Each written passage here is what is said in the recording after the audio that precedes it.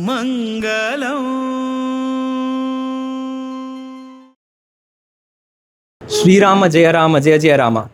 ಗೋಕರ್ಣ ಪರ್ತಗಾಳಿ ಜೀವೋತ್ತಮ ಮಠದ ಶಾರದ ಪಂಚಶತಮಾನೋತ್ಸವದ ಈ ಸುಸಂದರ್ಭದಲ್ಲಿ ಎಲ್ರಿಗೂ ಪರಿಚಯ ಇರುವ ಗೋಪಾಲ್ಜಿಯವರು ಶ್ರೀ ಅಯೋಧ್ಯ ಕನ್ಸ್ಟ್ರಕ್ಷನ್ ಕಮಿಟಿಯಲ್ಲಿ ಒಂದು ಮುಖ್ಯ ಪಾತ್ರ ವಹಿಸಿರುವ ಗೋಪಾಲ್ಜಿಯವರು ಬಂದಿದ್ದಾರೆ. ನಮಸ್ತೆ. ಈ ಒಂದು ಪರ್ತಗಾಳಿ ಮಠ ಇಡೀ ವಿಶ್ವದಲ್ಲೇ ಈಗ ದಕ್ಷಿಣ ಅಯೋಧ್ಯೆ ಅಂತಲೇ ಒಂದು ಪ್ರಸಿದ್ಧ ಆಗಿದೆ. ಇದೆಲ್ಲ ನಮಗೆ ಒಂದು ಹೆಮ್ಮೆಯ ವಿಷಯ.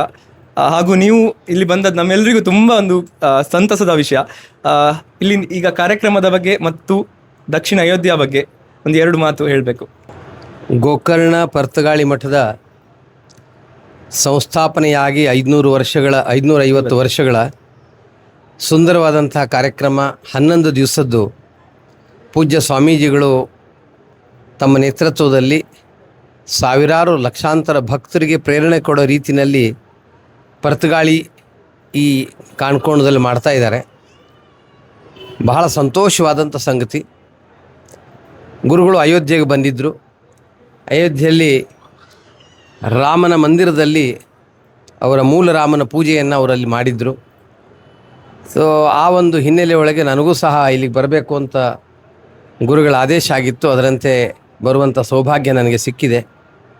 ಈ ಸ್ಥಾನ ಅದ್ಭುತವಾದಂಥ ಒಂದು ಸ್ಥಾನ. ಪಕ್ಕದಲ್ಲಿ ಒಂದು ಒಳ್ಳೆಯ ನದಿ ಹರಿತಾ ಇದೆ ಮತ್ತು ಅವರ ಭಕ್ತರೇ ಯಾರೋ ಒಬ್ಬರು ನೀರು ನಿಂತು ಪ್ರಶಾಂತವಾದಂಥ ವಾತಾವರಣ ಅನುಕೂಲ ಆಗಲಿಕ್ಕೆ ವ್ಯವಸ್ಥೆಯನ್ನು ಮಾಡಿಕೊಟ್ಟಿದ್ದಾರೆ. ಅದರ ಪಕ್ಕದಲ್ಲಿ ಸಾವಿರಾರು ಜನ ಭಕ್ತರು ಈ ಒಂದು ಅವಧಿನಲ್ಲಿ ಬಂದು ಈ 11 ದಿನದ ಕಾರ್ಯಕ್ರಮದಲ್ಲಿ ಭಾಗವಹಿಸಿದ್ದಾರೆ.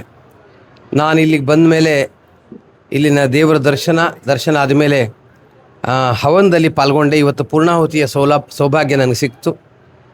ಮತ್ತು ನನಗೆ ಗೊತ್ತಿರುವಂತೆ 55 ಕುಂಡಗಳ ಹೋಮ ಇಲ್ಲಿ ನಡೀತಾ ಇದೆ.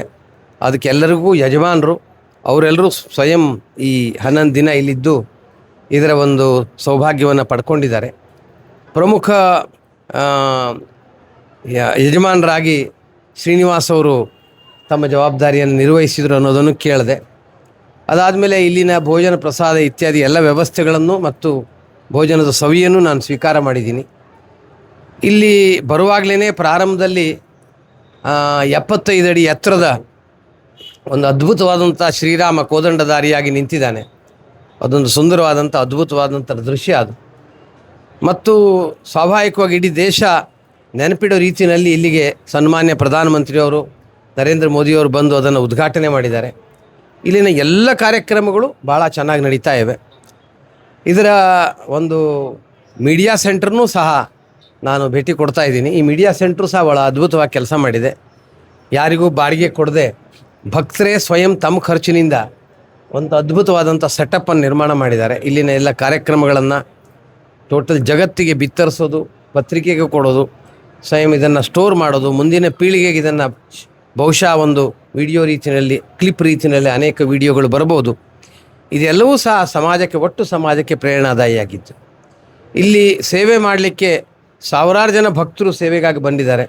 2 ದಿನ 3 ದಿನ 10 ದಿನ ತಿಂಗಳ 2 ತಿಂಗಳ ಈ ಥರ ಸೇವೆ ಮಾಡ್ತಿರೋರನ್ನು ನಾನು ಇಲ್ಲಿ ಬಂದು ನೋಡಿದೆ.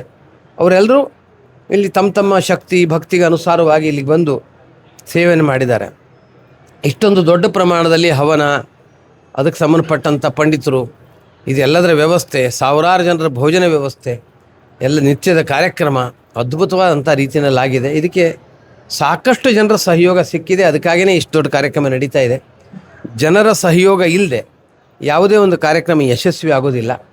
ಇದರ ಅರ್ಥನೇ ಗುರುಗಳು ಎಲ್ಲರ ಜೊತೆಗೆ ಮಧುರವಾದಂಥ ಒಂದು ಆಶೀರ್ವಾದದ ಪ್ರೀತಿಯನ್ನು ಇಟ್ಕೊಂಡು ಎಲ್ಲರನ್ನ ಜೋಡಿಸಿದ್ದಾಳೆ. ಇಡೀ ಸಮಾಜಕ್ಕೆ ಪ್ರೇರಣೆ ಅಂಥ ಒಂದು ಕಾರ್ಯ ಮಾಡ್ತಿರುವಂತಹ ಪೂಜ್ಯ ಸ್ವಾಮೀಜಿಗಳಿಗೆ, ಹಾಗೆ ನೋಡಿದರೆ ಅವರ ವಯಸ್ಸು ಇನ್ನು ಯುವಕರು ಅವರು ಇನ್ನೂ ಸಾಕಷ್ಟು ವರ್ಷ ಅವರು ಅದ್ಭುತವಾದಂಥ ಕಾರ್ಯವನ್ನು ಮಾಡ್ಬೋದು, ಸಮಾಜಕ್ಕೆ ಮಾರ್ಗದರ್ಶನ ಮಾಡ್ಬೋದು. ಅಂಥವರ ನೇತೃತ್ವದಲ್ಲಿ ಈ ಒಂದು ಕಾರ್ಯಕ್ರಮ ನಡೀತಿರೋದು ಭಾಳ ಸಂತೋಷ ಸಂಗತಿ. ಇದರಲ್ಲಿ ಭಾಗವಹಿಸುವಂಥ ಸೌಭಾಗ್ಯ ನನಗೆ ಪ್ರಾಪ್ತವಾಗಿರೋ ಸಹ ನಾನು ಅಯೋಧ್ಯೆ ಶ್ರೀರಾಮನ ಆಶೀರ್ವಾದ ಅಂತ ನಂಬ್ತೀನಿ. ಜೈ ಶ್ರೀರಾಮ್. ಜೈ ಶ್ರೀರಾಮ್.